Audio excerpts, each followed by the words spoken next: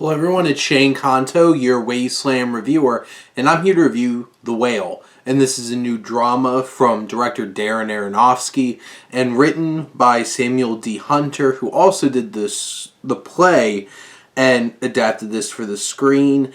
And this film focuses on a 600-pound gay man who's slowly killing himself by eating himself to death, and basically he's estranged from his daughter, who he's trying at any cost to build a connection with, and as he's being taken care of by his friend Liz.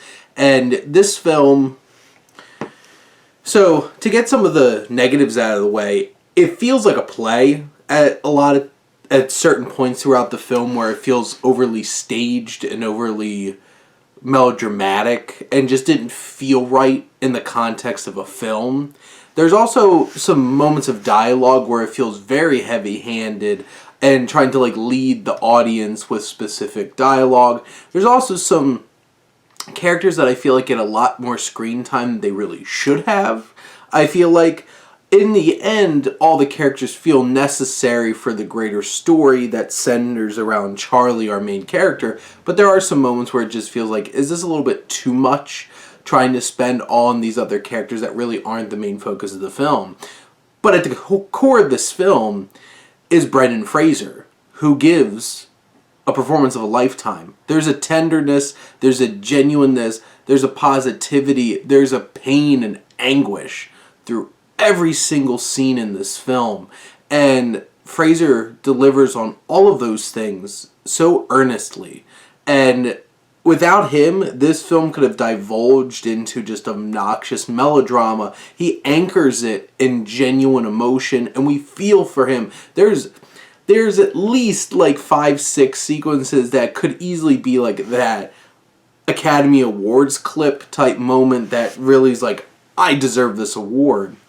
You have the prosthetics and the makeup and everything, which is immaculate, and how they made this all come together is incredibly impressive. This is a film that needs to live and die by this character, and it really does.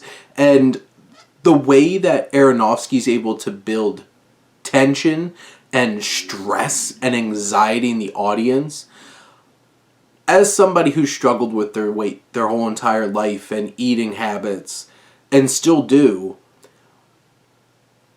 there's something a little too real about how it portrays the eating and the urge to eat and that need.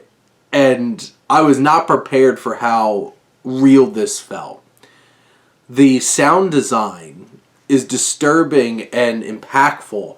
There's just an immense amount of tension throughout this film, and Matthew Libatique, the cinematographer, shoots this gorgeously. The music is unnerving and ratcheting up in suspense from Rob Simonson, and just Aronofsky directing this film, bringing this all together in such an impactful and emotional way. I've felt there's very few films this year I felt so emotionally devastated during. This film just got me.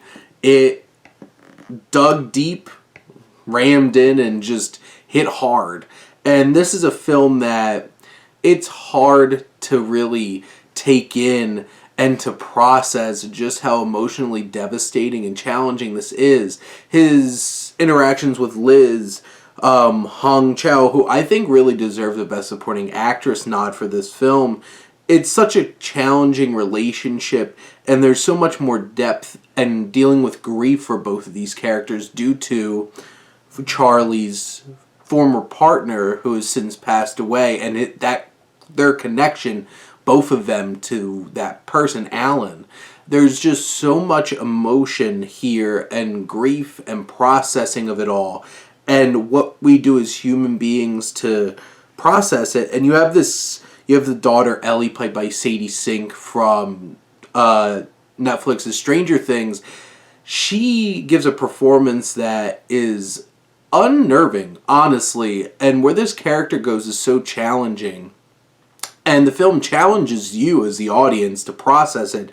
And Ty Simpkins and Samantha Morton have some important roles to play here. There's a lot of ideas in terms of language and English and writing and art. It tackles being honest and portraying your honesty through your writing, and how it deals with religion and its need to save people. This film has plenty of depth.